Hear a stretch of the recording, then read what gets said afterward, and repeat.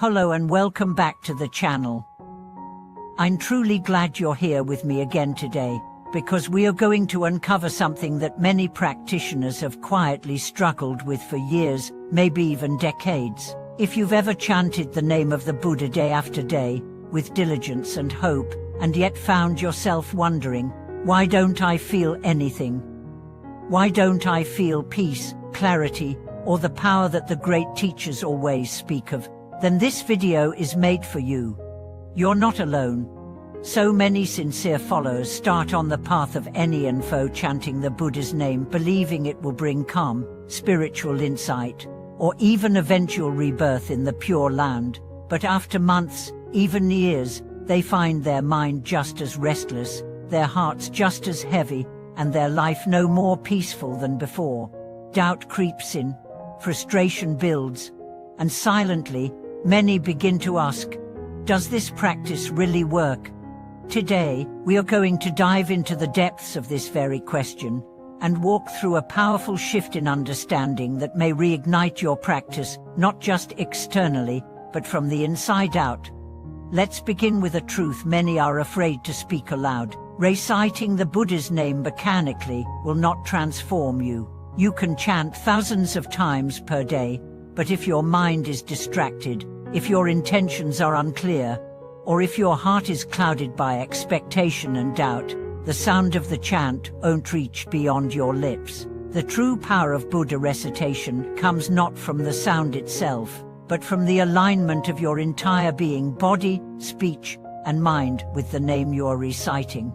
This is why the old masters always said, recitation is not about volume, it's about sincerity. What does that mean?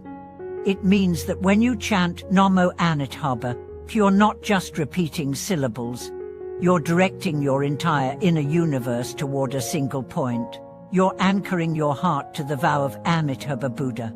You're affirming your wish to be free from suffering, to be reborn in the Pure Land, to awaken your mind from delusion. Every recitation, if done with this intention, becomes a seed of liberation. But let's be honest, most of us don't chant this way. We chant with our mouths while our minds are drifting through errands, worries, relationships, regrets.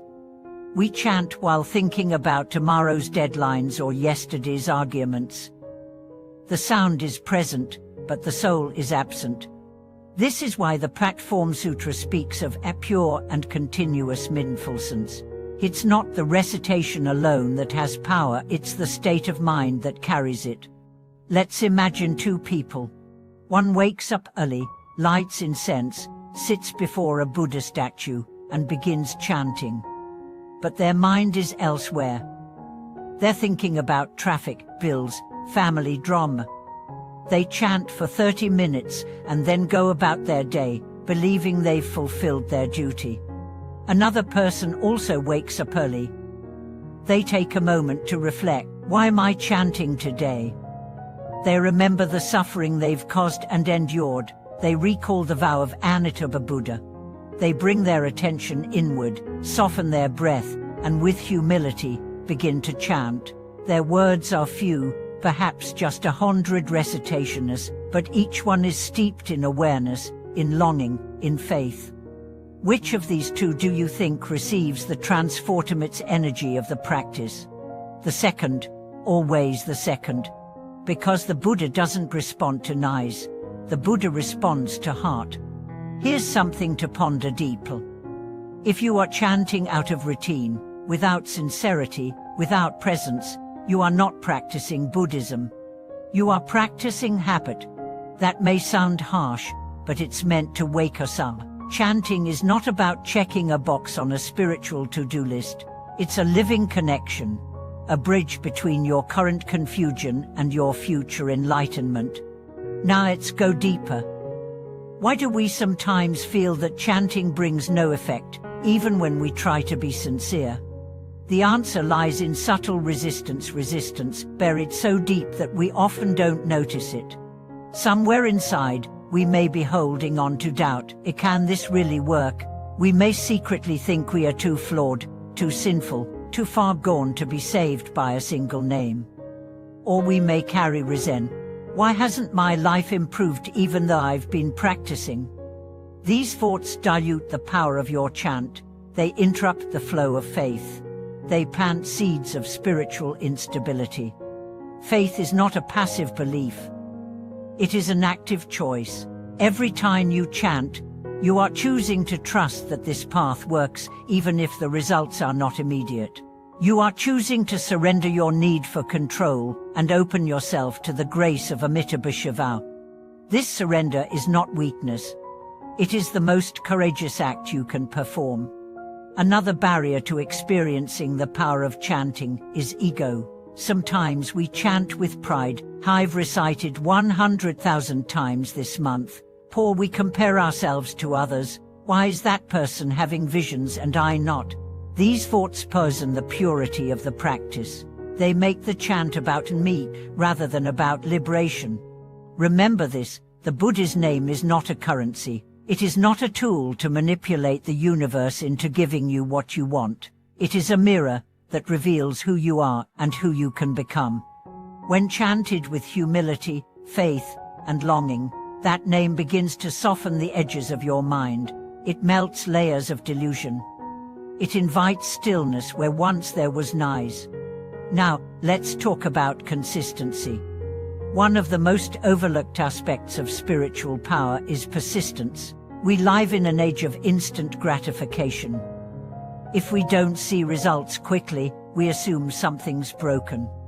But the Dharma is not fast food. It's not a pill. It's a lifelong journey. Think of it like this. Every sincere recitation is a drop of water falling on a stone. The first drop changes nothing, nor the 100th, but the 10,000th, the stone begins to hollow. The shape changes. Your mind is that stone. Every chant shapes it, even when you don't feel it, even when you can't see it. And sometimes, the moment you feel most lost in the practice is the moment right before transformation. So don't stop. Keep chanting, not to escape life, but to enter it fully. Not to chase miracles, but to meet the present moment with clarity. Not to impress others, but to transform yourself from the inside out. Let go of the need to feel something. Let go of the stories you've told yourself about what chanting should look like. Just return to the breath, return to the name, return to the heart.